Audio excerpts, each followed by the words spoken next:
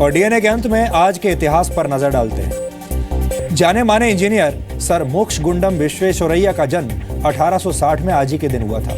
उनके जन्मदिन को इंजीनियर्स डे के रूप में भी मनाया जाता है। उन्होंने मैसूर के कृष्णा राजा सागर बांध के निर्माण में चीफ इंजीनियर के तौर पर एक बड़ी जिम्मेदारी निभाई थी। उन्होंने हैदराबाद को बाढ़ से बचाने वाला सिस्टम भी तैयार किया, जिसके बाद उनकी चर्चा पूरे देश में होने लगी। 1955 में उन्हें भारत रत्न से सम्मानित किया गया था। मशहूर बांग्ला लेखक शरत चंद्र चट्टोपाध्याय का जन्म 1876 में आज ही के दिन हुआ था।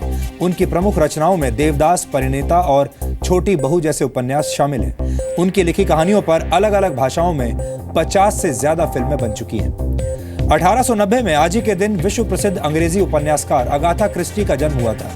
अगाथा क्रिस्टी को क्राइम नॉवेलिस्ट के तौर पर उनके 66 जासूसी उपन्यासों और 14 शॉर्ट स्टोरी कलेक्शंस के लिए याद किया जाता है। Guinness Book of World Records में उन्हें ऑल टाइम बेस्ट सेलर उपन्यासकारों में शामिल किया गया है और and then there were none उनका सबसे ज्यादा बिकने वाला नॉवेल है, जिसकी 10 करोड़ प्रतियां बिक चुकी हैं। तमिल राजनीति में सबसे खास जगह रखने वाले CN अन्नादुरई का जन्म 1909 में आज ही के दिन हुआ था।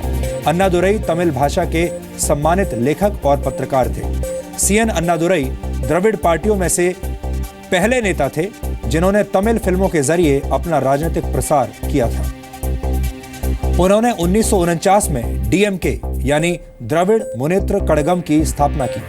1967 में CN अन्नादुरई मद्रास के मुख्यमंत्री चुने गए और उन्होंने ही मद्रास स्टेट को तमिलनाडु का नाम दिया था। फिलहाल उनके द्वारा बनाई गई पार्टी DMK के अध्यक्ष M करुणानिधि हैं। और साल 2008 में आज ही के दिन financial services company Lehman brothers ने खुद को बैंकरप्ट यानी दिवालिया घोषित कर दिया था, जिसका असर पूरी दुनिया की अर्थव्यवस्था पर पड़ा था।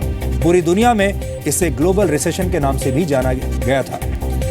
उस समय लीमन ब्रदर्स की 639 अरब डॉलर यानी करीब 43 लाख करोड़ रुपए की संपत्ति थी और उसका कर्ज 613 अरब डॉलर यानी करीब 41 लाख करोड़ रुपए का था। लीमन ब्रदर्स की बैंकरप्सी को अमेरिकी इतिहास की सबसे बड़ी बैंकरप्सी माना जाता है। तो डीएनए में आज इतना ही। अब आपसे हमारी मुलाकात होगी कल रात 9 बजे, जब हम कुछ और नई और बड़ी खबरों का विश्लेषण करेंगे। तब तक के लिए नमस्कार।